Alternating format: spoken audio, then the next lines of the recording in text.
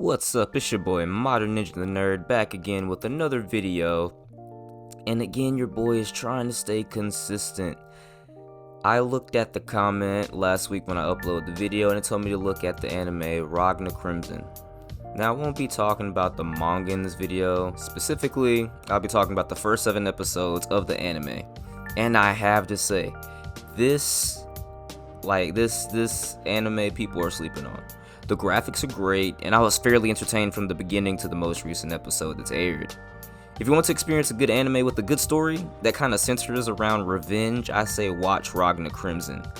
But, like a lot of my videos, if you like it or you would like to watch it instead before this video, like it, subscribe, and come back. And don't forget to hit that bell so you can feel my energy whenever I upload. But in the meantime, play my intro real quick. Monsters. Hold on, wait a minute, let me get a key rising when I'm ventilating, demonstrating, captivating, simulating when I'm making singing, saying I'm the fucking best. Better get your best, nigga, color me impressed. Swear the streets blessed, all up in your chest. Kill you with my sword, guess I gotta clean my mess. The fact that you niggas see me playing is only natural, I'm super just saying. Now, Ragna Crimson, at first glance, you know who the main character is. Our main character is Ragna, a character with white hair and these soulless, piercing, bluish type eyes. And if you watch Jujutsu Kaisen, you're gonna be like, oh snap, that reminds me of Gojo. And that's what I said. But we gotta put respect on Ragna's name, because he's a different beast in his respective world. In this world, dragons are the predator to humans, which are their prey. There are 2 types of dragons, the regular type of beast type dragons and the superior dragons. The superior dragons are the stronger type of dragons that have more of a human-like appearance. And then of course, there's the dragon god, who is obscured in mystery so far. The only way to beat the dragons is to expose them to direct sunlight or use a silver sword that freezes them because it's so cold and weakens them. It's also surrounded with the aura of Silverine, so you can use a silver sword to pierce their heart, which truly kills them along with the sunlight. It's kind of cool to see as well, because when they get cut with a sword in a vital spot, the dragon themselves kind of freeze and then they break apart. It's kind of like how silver is to a werewolf, but they just kind of took it to the next level, and that's pretty cool because it's a new idea that they're playing with and I haven't seen this before, so it really drew me in. So we're introduced to Ragna and a little girl who is a beast at killing dragons. Her name is Leo, or Leonica, which is her full name. She is a dragon hunter that has crazy talent and seems to be the strongest dragon hunter in existence at the current moment. And just in the first episode alone, you can see how Ragna cares about Leo. I don't want to paint in a weird way because we all know how anime can get about older male characters and the younger female characters. He does kind of take care of her like an older brother. I don't see him, at least in the anime or what I've read of the manga so far, he doesn't really have a pervy, weird relationship that kind of makes you cringe. He kind of loves her like an older brother would with a younger sister. And there's nothing in it to the point that it makes it weird. The only thing that was kind of weird is the fact that he's like 15 and 16, she's 12, and he's looking up to her as his hero. That's the only weird thing that I will say. But other than that, there's no weird relationship between these two. He just really cares about her a lot after losing everybody in his life. So, he kind of thinks of her. He kind of thinks of himself as cursed. He loses everybody, but sees that she's strong. He's just like, okay, I won't lose you because you're so strong. At least that's the dynamic at the beginning, and I believe it's going to be subject to change as the series continues.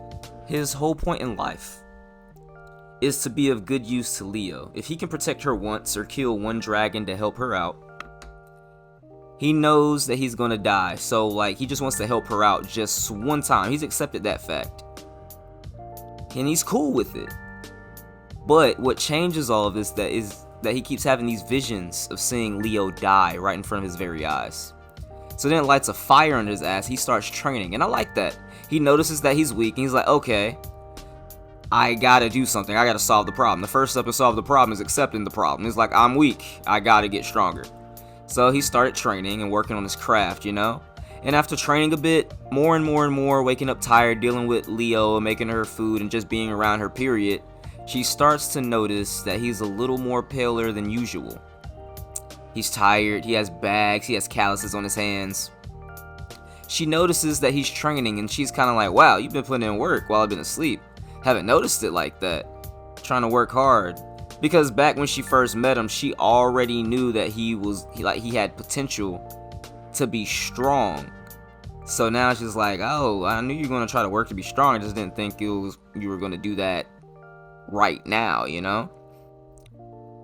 So as time goes on, they notice that the dragons in their area are dwindling, and that the dragons are beginning to migrate to a city that doesn't need dragon hunters, right? Hope I don't butcher this name. The city is Donaparu, I believe. If that's not how it's pronounced, cut me some slack. This is a weird looking name. That city is then basically destroyed by the dragons. After finding out that the city was destroyed by the dragons, the city that Ragna and Leo are in are attacked by dragons, and one superior dragon in particular. Again, I'm trying not to butcher this name. Grimwelt. Also, I thought it was pretty cool. The voice actor for Dio in JoJo's Bizarre Adventure voice acts for him in Japanese, and I thought that was pretty dope because phenomenal voice actor. Legendary. But this particular superior dragon is what Ragna keeps seeing in his visions of Leo. He sees the whips that are protruding from the dragon's body are the same ones that pierce Leo's. So now Ragna's freaking out. He's like, okay. He was very worried. And he was like, if I can do one thing, I'm going to take this dragon out or be useful in some way to help Leo survive. So he jumps on the superior dragon. He was like, I don't care how strong you are, we're about to fight. And he jumps right into the battle. He gets hit with some flames, he gets thrown into the water, and that's when Leo sees this and she starts her battle with the superior dragon.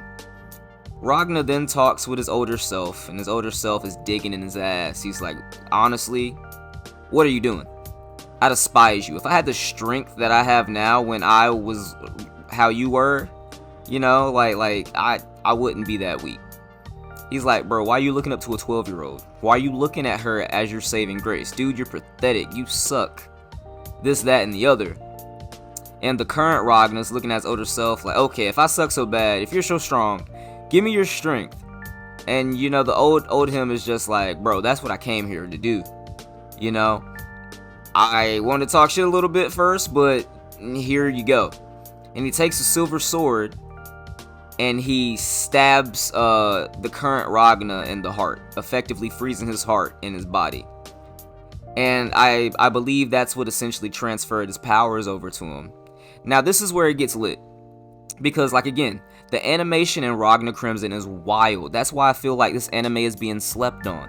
I haven't heard about this anywhere, and it's already gotten 7 episodes. You know, I get it. It has competitors like Jujutsu Kaisen right now. There's Spy Family, King and Ashura on Netflix.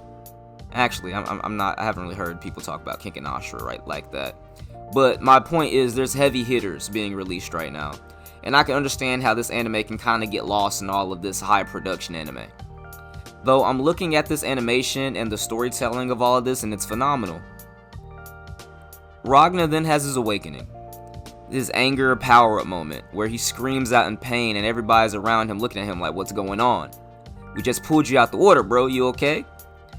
He transforms, his body glows blue, he gets up, and I think it's the part where his past self and his current self, like, their mindsets are now fused along with everything. And you can hear his older self talking about how he used to fight. He used to lose, win, lose, win, lose, win, stuff like that. And I thought that was pretty dope. He takes off his jacket, and then he ties it around his stomach, and I'm not gonna lie, this is where I saw the Gojo similarities the most. Because the tanks that both of them wears, the compression shirt that Gojo wears, then the hair flying up, and you know, like, they both got white hair, blue eyes. The similarities were there. Again, Ragna is a monster in his own right, so I don't like comparing it, but watching Jujutsu Kaisen and jumping over to arrive in Ragna Crimson, you get to compare it. You gotta compare it to something. And my first comparison was Gojo, because the similarities are really there. Anyway, Ragna approaches Grimwelt, and he says, disappear. And again, like Grimwelt can feel the power coming from Ragna. Like, he was blown off the map as soon as Ragna approached him. So, like, again, after he destroys the dragon, He sees Leo and he's overcome with emotion, saying her name over and over again. I think this is where his older self really wanted to see her, and since they kind of fused for the most part, he was relieved to see her one more time because he hasn't seen her in the future that they got because she died. And the current Ragna was just relieved to see that she was alive, period, and that he saved her. But he passes out. Time goes on for like another day. When he wakes up, another dragon pops up. And again, I don't want to butcher this name, Temruogatov? The fat dragon. Let's call him the fat ass dragon. Anyway, this fat ass dragon was here, and Ragna speed blitzes this dude. It's not even close. You know, he's over there like, I do this shit every day. He's a little bit weak, but then he realized that he got to part ways with Leo after, you know, the dragon's dead and shit. And it's kind of a heartfelt and sad moment because Leo's whole identity was being the strongest dragon hunter. That was her dream, and like, you see that. Now Ragna is stronger than she is, and she's gonna have to he's gonna have to do something that he doesn't want to do, and Leo's gonna have to do something substantial to catch up with the power gap. But keep in mind, she's 12, so she doesn't know how to deal with all of this, you know what I'm saying? Like, she's never had to react, sort of like a kid would. So, he kind of like says, you need to escort the citizens outside of the city. I'll be right back. And she said, that's not okay with me. And then she kind of has an outburst and says, you're supposed to do what I say. You know what I'm saying? Because since he was weaker, he just dealt with every whim that she asked for. He did whatever she wanted him to do. Now he's like, hey, yo, I got a higher duty, bro. And she doesn't know how to react to that. And he was like, dang, man, like, I've never seen her have an outburst like this. He forgot that she was a 12-year-old for real, because the adult-like way she was acting, and how like she had damn near the world on her shoulders and was like the strongest dragon hunter. He just let her take the reins as the adult, low-key, and he was just a provider. So he kind of hit her with, remember way back in the past you told me weak people die? And then he looks her in the eyes and said, if you follow me, you will die because you're weak. And that killed her soul. She was so mad that she actually tried to kill him with her sword. But again, he's so powerful that it's not even close. And to add insult to injury, he blocked her sword with one finger, then pushed her on the ground and knocked her out. That's how strong bro is now, and he's so smooth with it that he put her on the back of the second strongest dragon hunter and had them escort the citizens out of town so they can all be safe again. Ragna in his own respective monster. He's his own respective monster. Comparing him to Gojo is disrespectful, and again, I apologize. I just did it because, again, these bros are just similar. Like, they could be cousins. It's crazy how similar they look. But enough about Ragna. Let's go to the other half of the title of the show. Crimson. Now, if you watch the show, you know that Crimson is a dude. Everybody calls Crimson Mr. Mage, or him, or he. Ragna specifically says that Crimson can change his sex, appearance, and age whenever he wants. So I'm going to say this, and I'm going to say this with pride.